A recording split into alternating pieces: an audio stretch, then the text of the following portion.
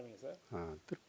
திருப்பரங்குன்றம் மலையில் வந்து அந்த செக்கந்தர் இதில் வந்து ஒரு கல் இருக்குது. அது வந்து தீபக்கல்னு சொல்லி பேப்பர்களில் இதெல்லாம் செய்தி பார்த்தேன்.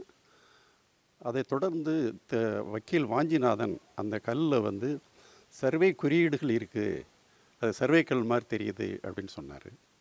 அவர் சொன்ன குறியீடுகளை வைத்து பார்க்கும் பொழுது நிச்சயமாக சர்வே ஸ்டோன் தான். அது வந்து மலைப்பகுதிகளில் வந்து வெள்ளையர்களால் அளவீடு செய்யப்பட்ட அந்த பகுதிகளை வந்து எல்லைக்கோடு, எல்லைக்கல் என்று தமிழிலும் தியாடலைட் ஸ்டோன் என்று ஆங்கிலத்திலும் குறிப்பிடுவார்கள். அப்படி கற்கள் மேற்கு தொடர்ச்சி மலை, இந்த மேற்கு தொடர்ச்சி மலையில் நாம் நிறையவே காணலாம். நிறைய இடங்களில் தியாடலைட் ஸ்டோன் கற்கள் இருக்கும்.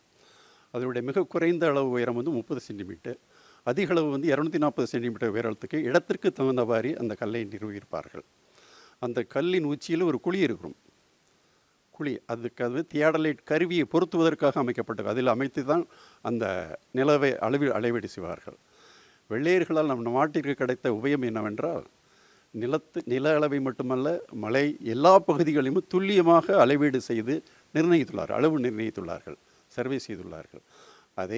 அதே மாதிரி தான் மலைப்பகுதியிலும் அளவீடு செய்து அந்த தியாடலைட் ஸ்டோன்களை நிறுவி ஒரு சரியான ஒரு நில அளவை நமக்கு கொடுத்திருக்கிறார்கள் வெள்ளையர்கள்.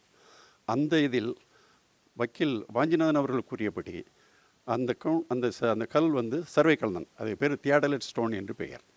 இது தொடர்பாக வேறு ஏதாவது நீங்கள் கேள்வி எழுப்பினால் நான் பதில் சொல்லிடுறேன். அதாவது என்ன அப்படின்னா, நீ பார்த்துட்டே இருங்க. அந்த கல் வந்து இப்போ தீபக்கல்னு சொல்லியிருக்கிறாங்க.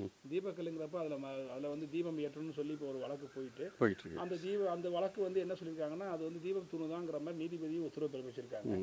அப்படி இருக்கும்போது அந்த குழி வந்து எண்ணெய் ஊற்றி தீ வைப்பதற்கான குழிங்கிற மாதிரி தான் நம்பப்படுகிறது தற்போது வரையில்.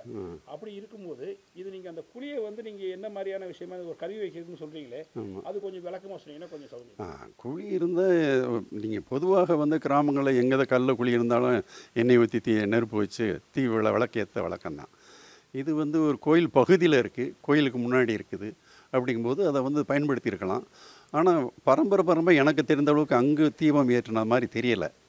ஏன்னா புதிதாக இப்பொழுது இந்த தீபம் ஏற்றுகின்ற வழக்கத்தை கொண்டு வந்திருக்கிறார்கள். நீதிபதி கூட இதற்கு முன்னதாக நில அளவைத்துறையினர், மாவட்ட ஆட்சியர் அவர்களை அழைத்து அந்த பகுதியை தணிக்கை செய்து ஒரு அறிக்கை பெற்றிருக்கலாம். அறிக்கை பெற்றிருந்தால் அது சம்பந்தமான உண்மை நிகழ்வுகள் தெரிந்திருக்கும்.